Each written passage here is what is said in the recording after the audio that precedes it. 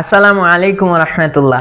আজকে আপনাদের কাছে খুব ইন্টারেস্টিং একটা ভিডিও নিয়ে এসেছি। এখানে হলো লাস্ট পর্যন্ত না দেখলে কিন্তু বুঝতে পারবেন না যে ইন্ডিয়া আর ইরানের আসলে কি কানেকশনটা আমি করতে চাচ্ছি, এবং এইটা দিয়ে আপনাদেরকে বুঝাবো যে আইডিওলজিক্যাল ওয়ারফেয়ার জিনিসটা আসলে কি। এবং তার আগে বলে নিই, আপনারা যারা আমাকে সাবস্ক্রাইব করে রেখেছেন, এখানে কিন্তু একটা বেল আইকন আছে, সেটা ক্লিক করলে আপনারা প্রতিনিয়ত আপডেটস পেতে থাকবেন যে আমার কি কি ভিডিওস আসছে বা পোস্ট করছি। তাছাড়া আপনারা কিন্তু লাইকস অ্যান্ড শেয়ারস আলহামদুলিল্লাহ অনেক করতে থাকেন, এবং আমাকে ইমেইলে মেসেজ করবেন, আমরা সেখানেও কথা বলতে পারি, এবং আপনার আইডিয়াস যদি খুব ভালো হয় ওই ক্ষেত্রে আমরা কিন্তু লাইভে আসতে পারি ইনশাআল্লাহ। যাই হোক, প্রথমে আসি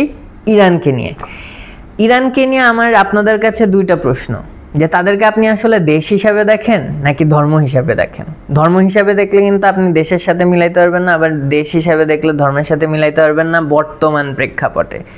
তবে একটা গ্রুপ আছে, তারা এই দেশ অথবা ধর্ম দুই দিক থেকেই তাদেরকে খারাপ দেখিয়ে আমাদেরকে কিন্তু পোলারাইজ করার চেষ্টা করছে তাদের বিরুদ্ধে, উইচ ইজ নট রং। যে তারা যে দেশ হিসাবে অনেক ভুল করেছে, ধর্ম হিসাবে আমরা অনেকেই অ্যাকসেপ্ট করি না, ইটস নট রং।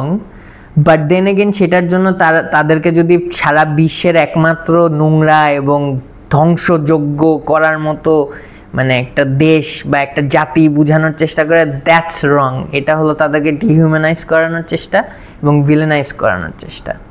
কেন আসছি ওটা সেই গ্রুপকে নিয়ে পরে কথা বলবো। প্রথমে আগে আসি যে ইরানের অ্যাজ এ দেশ, অ্যাজ এ ধর্ম তাদের কি প্রবলেমস।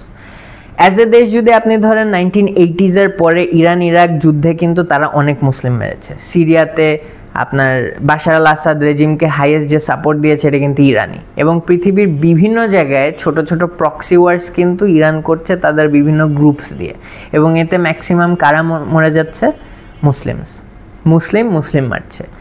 এরপর আসি তাদের ইসলামিক দিকটা, সেটা হলো মেজরিটি মুসলিম পৃথিবীর, তারা কিন্তু তাদেরকে অ্যাকসেপ্ট করে না as a legitimate Muslim group.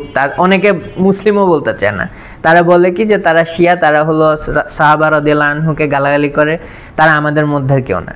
But দিন শেষে স্যাড না happy I don't know, but পুরো পৃথিবীর কিন্তু মেজরিটি মানুষ তাদেরকে মুসলিম হিসাবেই চিনে। ওটা শিয়া বলেন, সুন্নি বলেন, ওই মুসলিমই বলে। তো এইটা হওয়াতে কি হচ্ছে, তাদেরকে যখন ভিলিনাইজ করানো হচ্ছে দেশ হিসাবে অথবা ধর্ম হিসাবে, তখন কিন্তু আমাদের পরিচয় বা এই কি বলবো আমাদের আইডেন্টিটির একটা অংশ তাদেরকে দেওয়া হচ্ছে, এবং দিয়ে সেইটাকে ডিহিউম্যানাইজ করা হচ্ছে, সেইটাকে ভিলেনাইজ করা হচ্ছে যে এরা আসলে এই মুসলিমরা খারাপ। মুসলিম ওয়ার্ডটা কিন্তু আসতেছে দিন শেষে। এটাকেই বলে কাইন্ড অফ আইডিওলজিক্যাল ওয়ারফেয়ার, এবং সেটাকে আরও সুন্দর করে বুঝাবো। এই যে ইরান যে দেশ হিসাবে এতগুলো ভুল করেছে, তার কারণে কিন্তু অনেক মানুষ মারা গিয়েছে, প্রায় কত 10 থেকে 20 লক্ষ অ্যাপ্রক্সিমেট। এর মধ্যে অনেক কাহিনী আছে, তো এটা কম সংখ্যক মানুষ না কিন্তু, এবং এইটার জন্য তাদের 100 বার শাস্তিযোগ্য অপরাধ, এবং তাদেরকে আমরা সেই সব কারণে ঘৃণা করতেও পারি। কিন্তু বর্তমানে যারা হলো যে পার্টি এদের এই ঘৃণাযোগ্য অপরাধগুলো আমাদের সামনে তুলে ধরছে একটা আইডিওলজিক্যাল ওয়ারফেয়ারে নিজেদেরকে ভালো বলার কারণে, লেটস টক অ্যাবাউট দেম। আপনি এদের মধ্যে সবার আগে যদি ভারতকে ধরেন, তো ভারতকে আমি প্রথমে কেন আনছি, কারণ আমাদের মেইন যে থ্রেট বাংলাদেশ হিসাবে প্রথম থ্রেট কিন্তু ভারত, এবং ভারত কিন্তু ইসরায়েলের বা হিজরায়েলের ফুল সিস্টেম বা তারা যেভাবে মুসলিমদেরকে অ্যাটাক করে পুরা সিস্টেমটা কপি করতেছে। কেমনে? এই যে রিসেন্টলি ওয়াকফ আইন করেছে, এই ওয়াকফ আইন করে কিন্তু বিভিন্ন মুসলিমদের জায়গাগুলো দখল করে নেওয়ার একটা কেলেঙ্কারি করছে। তাছাড়া ওই আপনি 1947-এ মুসলিম মেরে ফেলা বলেন, তারপর 2002-তে গুজরাট, তারপর বর্তমানে যা করছে, এবং এর মধ্যে আরও অনেক বছর অনেক এজ অনেক কিছু বলা যাবে। বাবরি মসজিদ ধ্বংস করে ফেলা, এর মধ্যে আরও অনেক মসজিদ তারা কবজা করার চেষ্টা করছে, এবং সেগুলো করছে ওই যে sometimes war on terror, sometimes বলছে জঙ্গি এক্সেট্রা। এইগুলো খেলা করে করে এরা হলো এই কাজগুলো করছে, এবং সেগুলোকে ওরা লিগালাইজ করার চেষ্টা করছে, ঠিক যেভাবে হিজরায়েল করে। তো এইখানে হলো তাদের একটা আইডিয়া যে এই মুসলিমদেরকে যখন খারাপ বলতে পারবো তখন এগুলো করলে কিছু অংশ পৃথিবীর বলবে না এটা ঠিক আছে, এরা তো খারাপ, ভিলেনাইজ, এরা খারাপ। বুঝতে পেরেছেন? এরপর আসি USA, UK, Australia, France, etcetera etcetera, এরাও সেম কাজ করছে। এবং এটা আজকের না, আপনি যদি 9/11-এর কথা ধরেন, যেখানে দুঃখজনকভাবে 3,000 লোক মারা গিয়েছিলেন, এবং তার পরপরই কিন্তু 15,000 মুসলিম মারা গিয়েছে, সেটার কথা কিন্তু কেউ মনে করে না, কারণ সেটাকে বলে যুদ্ধ ছিল। কিন্তু এই যে তার আগে তালিবানকে বানানো, এই রাশিয়ানদের বিরুদ্ধে যুদ্ধে যাওয়ার জন্য তাদেরকে আর্ম করা এবং এই সব কিছুতে প্রক্সি ওয়ার খেলা, এগুলো করে ইউএসএ যে জিনিস বানিয়েছিল সেটার রিপারকাশন হয়ে যে একটা কিছু হইলো, সেটাকে ইউজ করে আবার মুসলিম মারলো, এগুলো নিয়ে কেউ কথা বলে না। কেন? Ideological warfare. এরা খারাপ, এরা খারাপ, বিষয়টা বুঝছেন? এখন আসি এই যে এই গ্রুপটার মধ্যে কিন্তু শুধু যে দেশ আছে তাই নেই, এই গ্রুপটার মধ্যে আমাদের দেশের কিছু ব্যক্তিবর্গ আছে, একটা সমাজ আছে, ওই যে আপনি এলিটিস্ট গ্রুপ বলবেন না, এই এলিটিস্ট গ্রুপগুলো আছে, ওই যে কিছু সুশীল সমাজেরও কিছু লোক আছে। এরা আবার খুব ইজিলি, ধরেন গত 15 বছর ধরে আমারই এক বন্ধু ছিল, সে কোন ধর্মের সেটা না বলি, সে হলো কিছু হইলেই মুহাম্মদ সাল্লাল্লাহু আলাইহি সাল্লামকে নিয়ে গালাগালি করে, অনলাইনে পোস্ট দেয়।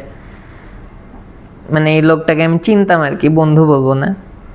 তো তার কখনো মুহাম্মদ সাল্লাল্লাহু আলাইহি সাল্লামকে গালি দেওয়ার জন্য কষ্ট লাগতো না, কিন্তু শেখ মুজিব বা হাসিনার বিরুদ্ধে কখনো কিন্তু কিছু বলতে শুনিনি। কেন জানেন? কারণ ওই যে ওটা ওর নিশ না, যে ওইটা বললে যে ও প্রবলেমে পড়ে যাবে, কিন্তু এইটা বলা একটা ট্রেন্ড, এটা বলে ইউএসএ খুশি হবে, এটা বলে ইন্ডিয়া খুশি হবে, এটা বলে সবাই খুশি হয়ে যাবে। তো অনেকে বলতে চায় যে এখন বর্তমানে পশ্চিমারা ইন্ডিয়াকে খুব একটা সাপোর্ট করে না, কিন্তু এই যে আইডিওলজিক্যাল ওয়ারফেয়ারে কিন্তু ইন্ডিয়া ওদেরই অংশ, এটা কিন্তু আপনার মাথায় রাখতে হবে। আপনি চিন্তা করেন, এই ইন্ডিয়ার সাথে কিন্তু ইরানের খুব ভালো একটা রিলেশন ছিল, এবং এমনই রিলেশন ছিল যে পাকিস্তান যখন একটা রেজলিউশন জমা দিয়েছিল এই কাশ্মীর রিলেটেড, সেটাকে বন্ধ করানোর জন্য 72 ঘন্টার মধ্যে ইন্ডিয়া কিন্তু ইরানকে দিয়ে একটা বিরোধিতা করিয়েছিল। পরে UNHCR এর সামনে এটা টিকে নেয়, এটার জন্য পরে পাকিস্তানের এটা রিটার্ন করতে হচ্ছে। আপনি চিন্তা করেন, সেই ভারতই কিন্তু এখন ইরানের পক্ষে না। কেন? Ideological warfare.